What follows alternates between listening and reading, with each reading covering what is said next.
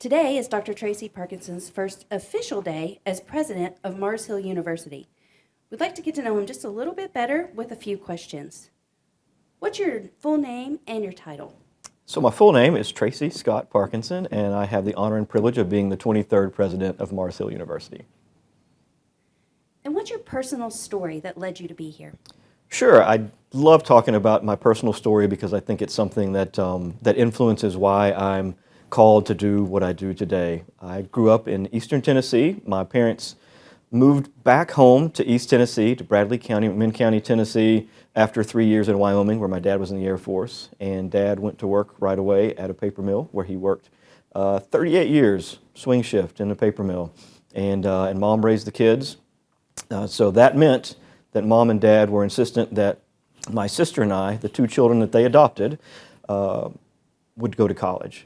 And that makes me, because I'm the older of the two, the first person in my family to graduate from college, and then my sister became the second of the first generation graduates. I eventually went to a small college, and that made a tremendous difference in my own trajectory. It's where I studied abroad, it's where I did service projects, it's where I discovered things that I really, really enjoyed studying and discovered things that I could do well. It's where I had mentors and coaches and friends that became lifelong friends and mentors. Those mentors became lifelong mentors. So all of that framed why I want to do the kinds of things, or why I feel called to do the kinds of things that I'm doing now, and what made me want to stay in small college higher education. I sometimes say that there might be a few members of my doctoral committee that are still waiting for me to get a real job, because a real job is at a big school. But I always wanted to be at places like the kind of place that formed me. And when you were at that small college, what'd you major in? So I was a double major in French and Spanish. And it all started with having a great teacher. I think it so often starts with having a great teacher. And I had a fantastic teacher in high school who, after I did my 2 required years, convinced me that it might be fun to do a third. And then she convinced me that it might be fun to do a fourth. And next thing you know, I'm in college as a freshman, getting to take some advanced classes, feeling like a big shot. And then in taking those courses with really great professors, and then having the chance to study abroad and engage in culture and literature, I developed a love for those kinds of things. And again, it's the kind of thing that made me want to find a way to provide those same kind of opportunities for students like me, because it's not the kind of thing we ever would have imagined in Cleveland, Tennessee when I was growing up. And what brought you to higher ed leadership? So there's a great story there, Samantha. I got my first teaching gig as an ABD. ABD means you hadn't finished your doctoral degree yet, but I felt like I could get into teaching, and I had an opportunity at a college that's a lot like the kind of college that I really believe in. And I got hired in the spring and showed up in the fall, and when I walked into the dean's office, the dean's assistant said, "I've been looking for you. There are some faculty who have questions about textbooks."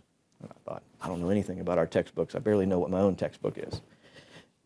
And then the dean poked his head out the door and he said, "I've been meaning to talk to you."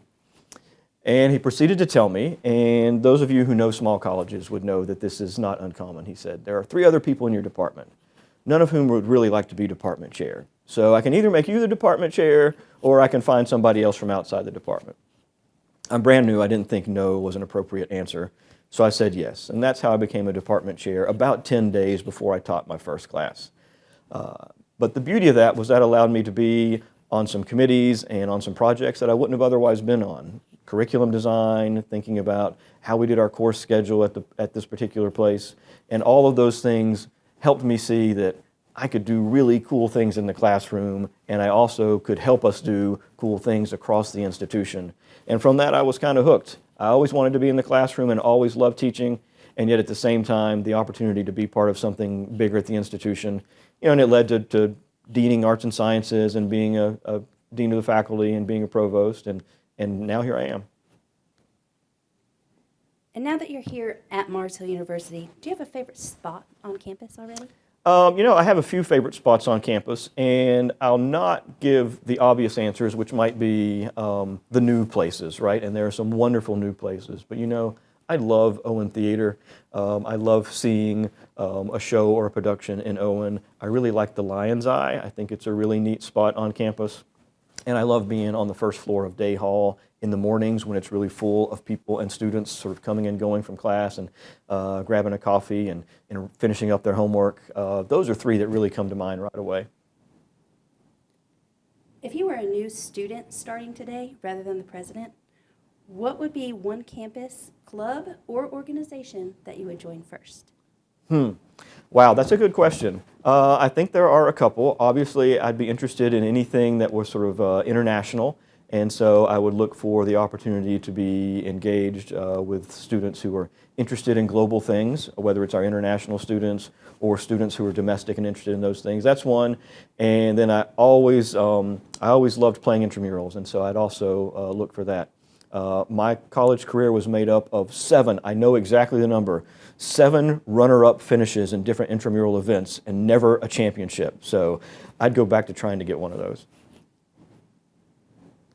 Do you have a favorite guilty pleasure TV show?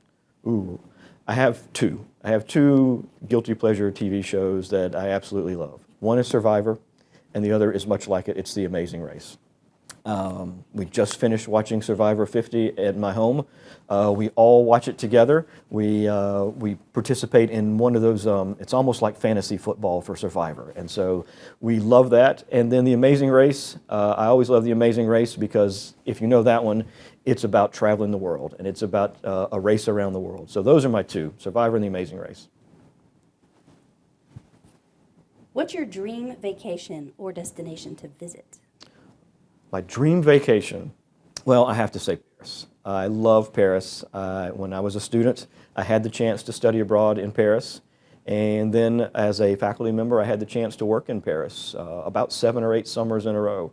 And I love Paris. I love it for the food. I love it for the fact that it's one of the cities in the world where the whole world is there. It's everywhere you turn, there's a different language or a different culture around you. And so I have to pick Paris. Dogs or cats? We have dogs. We have 1 dog right now. We had 2, and we have 1 dog. His name is Andy. Some folks on campus know Andy. He's named Andy for little orphan Andy. Our daughter found Andy in a ditch at the age of about 6 weeks old, and she rescued him. Andy is now 11, and he is still at our house. And he doesn't like a whole lot of human beings, but he likes a few, and we're among them.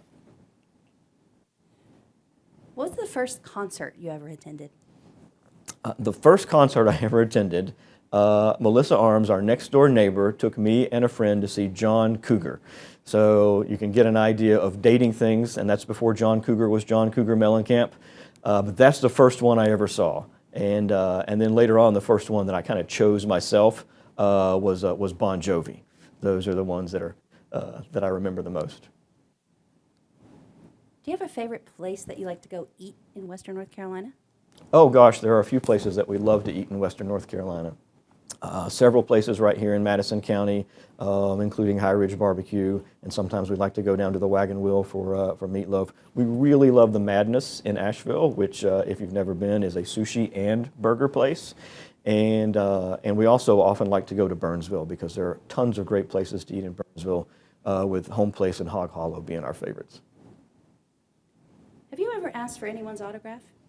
A couple of times. When I was a kid, growing up just across the Georgia border in Tennessee, we would often go to Atlanta Braves games. And so at the time, the Braves were still in the National League West, and their big rival was the Dodgers. So my dad took me to see the Braves play the Dodgers. And even though I was a Braves fan, I was really excited to walk away with Tommy Lasorda's autograph. The other one that I still have in my office comes from being a really, really big San Antonio Spurs fan, and I managed to pick up Manu Ginobili's autograph at a Spurs game. And if being a college president were not your profession, what would be one profession you might like to do? Ooh, one profession that I'd like to do besides what I'm doing now. That's a tough one. Along the theme of loving travel and loving different things, I think I'd enjoy being enjoy being a tour guide. I think I'd really like that. I've had great tour guides traveling, and they can really make a tremendous difference. However, I would say that the problem with that is that it also sometimes ties to a job that I absolutely could not do, which is driving a bus. And so I've seen some great tour guides who are masterful drivers as well, including a couple that we had last summer on family vacation. But yeah, I'd say I'd like to be a tour guide.